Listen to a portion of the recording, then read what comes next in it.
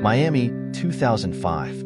A security camera captures the final moments of a young woman stepping into an elevator at 3:40 in the morning. The doors close, and then she simply vanishes. The hotel boasted 16 surveillance cameras, round-the-clock security guards, a state-of-the-art access control system. It was virtually impossible to enter or leave without being detected. But the impossible happened. A few hours later, 10 miles away, a worker makes a disturbing discovery: the naked and beaten body of a woman abandoned in a vacant lot at the city limits. It was Inna Budnytska, 21 years old, the same young woman from the elevator. How could someone disappear from one of Miami's most secure hotels without leaving a trace? And more importantly, who would be capable of committing such a brutal crime? Before we continue, subscribe to the channel and hit the notification bell. You won't want to miss any detail of this remarkable story that exposed a predator no one suspected existed. Inna Budnytska was a 21-year-old Ukrainian woman who, like many other immigrants, had come to the United States seeking opportunities. Her story began when she landed a promising job on a cruise ship operating from the port of Miami.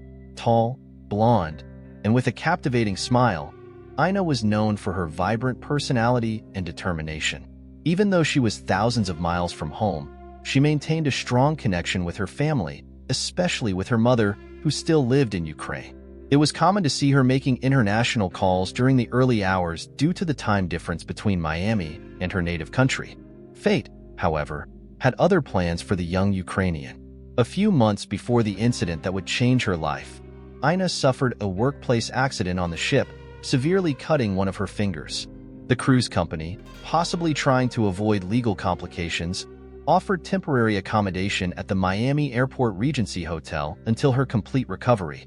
For Inna, the hotel became more than just temporary lodging. It was her provisional home in the United States. Despite the setback with the accident, she maintained an active social life.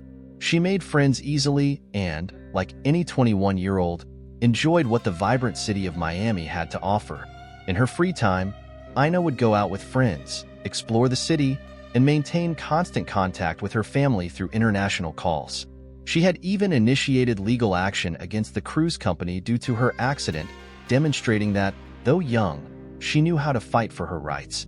What no one could predict was that her temporary stay at the hotel, which should have been a period of recovery and safety, would transform into the setting of one of the most intriguing cases in Miami's criminal history. A story that began on an apparently ordinary Sunday night, when Inna went out to dinner with a friend named Peter, not imagining that her life was about to change dramatically. The last normal image of Inna shows her returning to the hotel after buying a phone card at a nearby gas station, a common routine for her, as she usually called her mother at this hour due to the time difference. Security cameras recorded her return at 3:40 in the morning. What would happen in the next few hours would transform this young Ukrainian's life into one of the greatest mysteries Miami had ever witnessed. To understand the mystery behind Inna's disappearance, we need to talk about the place that should have been her safe haven, the Miami Airport Regency Hotel. We're not talking about a simple roadside hotel. The Regency was known for having one of Florida's most sophisticated security systems. The hotel prided itself on its 16 strategically positioned surveillance cameras, monitoring every movement 24 hours a day, 7 days a week. The system was so comprehensive that the Regency's vice president himself declared, with conviction, that it was impossible for anyone to enter or leave the hotel without being detected by at least one of the cameras. Every corridor, every entrance, every exit, everything was meticulously monitored. The only places without cameras, for privacy reasons, were the guest rooms and elevator interiors. But even this small gap in surveillance was compensated for by a sophisticated keycard system. This system recorded every guest movement. Each time a card was used to access an elevator, the pool, the gym, or any other area of the hotel, the time and location were automatically logged in a database. It was a system that transformed the Regency into a true modern fortress. It was in this seemingly impenetrable security environment that Inna spent her days during her recovery. The same cameras that recorded her daily routine, her dinner outings, her walks through the lobby, her trips to the gas station to buy phone cards, would become silent witnesses to her last known journey. On that fateful early morning, The security system was working perfectly as always. The cameras recorded Inna returning to the hotel at 3:40 in the morning after purchasing her phone card. The images show her entering the elevator, alone, and then, like a magic trick worthy of the greatest illusionists, she simply disappeared. What happened that morning would defy all logic of the Regency's security system. How could someone vanish from a hotel where every movement was recorded? How could a young woman evaporate from a building protected by dozens of electronic eyes? Even more intriguing, if Inna was found 10 miles away, how did she leave the hotel without being seen by a single camera? It was as if the security system, designed to be fail-proof, had met its match in a criminal who knew every detail of its operation. The answer to this seemingly impossible mystery was hidden in the hotel's own security records. But it would take an extraordinarily keen eye to notice the crucial detail that everyone had overlooked. The discovery of Inna's body by a public utilities worker on the morning of February 21, 2005 initiated one of the most complex investigations ever seen in Miami. Detective Alan Foote, from the Miami-Dade Police Department, was assigned to the case and immediately realized this wouldn't be an ordinary investigation. Inna had been found completely naked, with severe head trauma, broken facial bones, and covered in bruises. The medical examination revealed something even more disturbing. Male DNA was found on her body, confirming she had been sexually assaulted, but she was alive barely. In the hospital, when Inna finally regained consciousness, investigators faced another obstacle. She couldn't speak. The trauma was so severe that she had difficulty even distinguishing between English and Ukrainian. Her only form of communication was through a notepad, but her memories were fragmented, confused. Detective Foote then began methodically reconstructing Inna's last known moments. The hotel cameras showed her return from the gas station at 3:40 in the morning. She entered the elevator, and nothing more. It was as if she had vanished into thin air. An intriguing detail caught the investigators' attention. There was a 17-minute discrepancy between the moment Inna was last seen in the elevator and when her keycard was used to access her room. What happened in those 17 minutes? It was enough time for many things to go wrong. The first suspects emerged naturally. Peter, the friend with whom Inna had dined that night, had a history of a public argument with her months before. George Perez, the hotel's night manager, had been seen talking with Inna around 2:15 in the morning. Both voluntarily provided DNA samples, and both were eliminated as suspects. Detective Foote meticulously examined each frame of the security footage, verified every key card record, interviewed staff and guests. All possible theories were considered. Could she have been lowered by a rope? Thrown from a window? Taken through an unmonitored emergency exit? As weeks turned into months, frustration grew. Inna's memories, when they surfaced, were confused and sometimes contradictory. Even under hypnosis, she couldn't provide reliable information about what had happened that night. After 9 months of investigation, the case seemed destined to become another unsolved mystery. The police department was without leads, without suspects, and without answers to the question that continued to haunt everyone involved. How could someone disappear from a maximum security hotel without leaving traces? The answer was there, hidden in the same recordings that had been analyzed hundreds of times. But it would take a new pair of eyes, with a completely different perspective, to see what everyone had missed. With the investigation stalled and its reputation at stake, the Miami Airport Regency decided to hire its own private investigator. Enter Ken Brennan, a former police officer who seemed to have stepped directly out of an action movie. With his peculiar appearance, sleeveless shirts, jeans, motorcycle boots, and several rings on his fingers, he wasn't exactly what you'd expect from a luxury hotel investigator. The contrast between Brennan and the formal environment of the case couldn't have been greater. His direct manner and thick New York accent caused immediate discomfort to Detective Foote. At first, the police saw Brennan as more of an obstacle than help. After all, private investigators and police rarely get along. But Brennan wasn't there to step on anyone's toes. His approach to the case was meticulously systematic. He began exactly as Detective Foote had done, searching the neighborhoods around where Inna was found, interviewing residents, seeking any detail that might have been overlooked. It soon became clear that this investigator had a different eye for details. While others concentrated on the moment Inna disappeared, Brennan was more interested in what happened afterward. Why were there no records of her leaving the hotel? How was she transported for 10 miles without being seen? Brennan's first significant discovery came when he noticed the discrepancy in the hotel's clocks. The 17-minute mystery was actually a synchronization error between the camera system and the keycard system. An apparently trivial detail, but one that had consumed months of investigation. But it was during his endless hours analyzing the security footage that Brennan began to develop a theory that no one had considered. He was watching the same videos that everyone had seen dozens of times. But he was looking for something different. He wasn't looking for Inna. He was looking for anything out of the ordinary. As Brennan and Detective Foote began working together, an unlikely partnership formed. What started as a tense relationship evolved into a productive collaboration. Brennan might not have had the badge, but he had something equally valuable, a completely fresh perspective on the case. For days, he watched and re-watched the security camera footage, studying every movement, every person who entered and left the hotel. That's when he noticed something, a detail so small, so insignificant, that anyone could have missed it. In fact, everyone had missed it.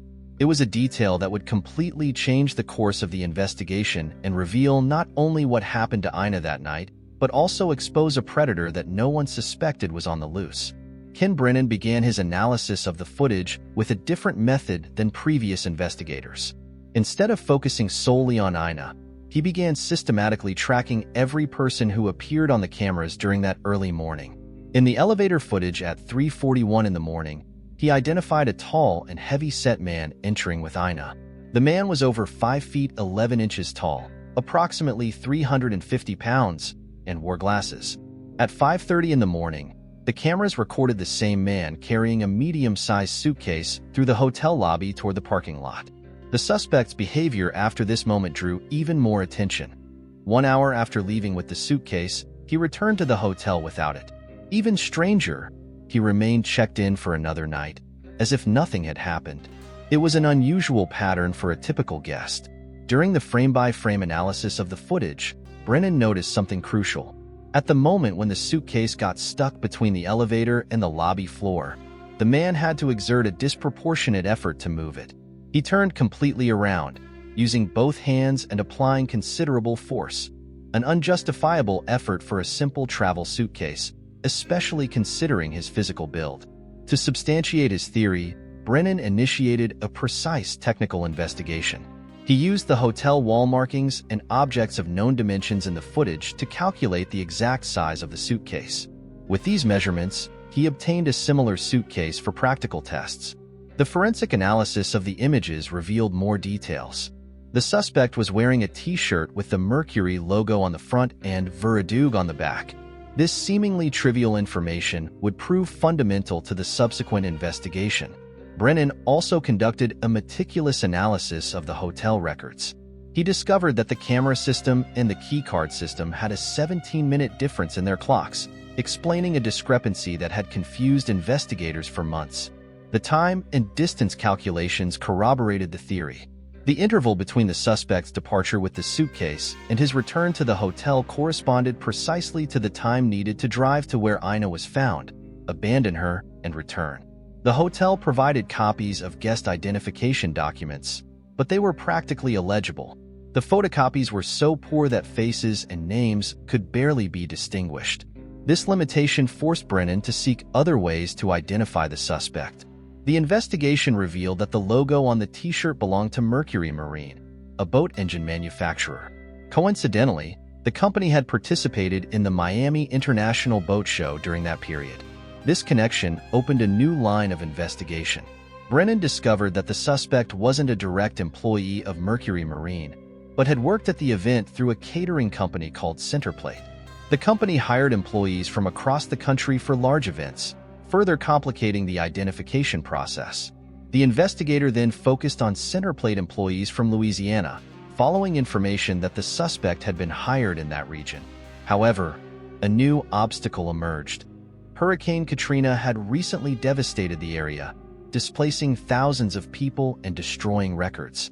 Brennan's methodical analysis showed that the criminal not only knew the hotel's operations well, but also knew how to use the security system to his advantage. Instead of trying to find blind spots or flaws, he simply hid his crime in plain sight. This discovery completely changed the course of the investigation. It was no longer about searching for how someone could have left the hotel unseen. The criminal had been filmed the entire time. The question now was discovering the identity of the man who had executed such an audacious and disturbing plan. The search for the mysterious man began with the only concrete lead: the Mercury Marine t-shirt. Brennan discovered that the company had recently launched their new boat engine, the Mercury Viridoo, during the Miami International Boat Show. The t-shirts with this logo were distributed exclusively to employees working in the event's food court. Brunswick Corporation, owner of Mercury Marine, was the first target of the investigation. Brennan requested records of all employees who stayed at the Miami Airport Regency during the boat show period. The company reported having no employees staying at that hotel, but revealed that the Mercury Viridoo t-shirts were distributed only to food service staff. The investigation turned to Centerplate, the company responsible for the event's food service. Their hiring methods complicated tracking. They hired temporary employees from across the country, allowing them to choose their own hotels and later reimbursing expenses. There were no centralized records of where each employee stayed. Brennan sent security camera photos to NASA, hoping advanced technologies could enhance the image quality and reveal more details of the identification lanyard the suspect was wearing. Even with sophisticated equipment, the images remained too grainy for identification. Interviews with former boats show employees brought valuable information. Several remembered the suspect, a black man nearly 6 feet 7 inches tall, weighing around 300 pounds and wearing glasses. More importantly, they mentioned he had been hired in Louisiana. This information narrowed the search field from 300 million Americans to 4.5 million Louisiana residents. The investigation focused on New Orleans, further reducing the number to 450,000 people. A contact of Brennan's in the local police could help with the searches, but a devastating obstacle emerged: Hurricane Katrina. The storm had displaced more than 1.5 million people from the region, destroyed records, and completely altered the urban landscape. Amid the post-Katrina chaos, the police contact achieved a surprising discovery: a name. Michael Lee Jones Jr. The challenge now was to track this man in a state devastated by one of the worst natural disasters in American history. Brennan began a systematic search through catering companies. He compiled a list of all major companies in the sector nationwide and initiated contacts. Most cooperated promptly, providing information about their employees. Ovation's food services, however, required a court subpoena to release any information. Ovation's resistance only intensified suspicions. With the subpoena in hand, Brennan discovered that Jones worked at a minor league baseball field in Maryland. The suspect's location generated a race against time to prevent him from changing jobs or cities. Detective Foote flew immediately to Maryland. During questioning, Jones demonstrated unusual cooperation, agreeing to provide DNA voluntarily and participating in lengthy interviews. To Foote, this attitude suggested innocence. To Brennan, it was a sign that the suspect was trying to assess the investigation's progress. During 3 days of extensive interviews, Jones maintained his story. He claimed the suitcase was heavy due to clothes, shoes, an Xbox, and many books. When pressed about his reading material, he couldn't cite a single title, exposing a flaw in his narrative. The Frederick, Maryland police, through Lieutenant Chase, established discreet surveillance.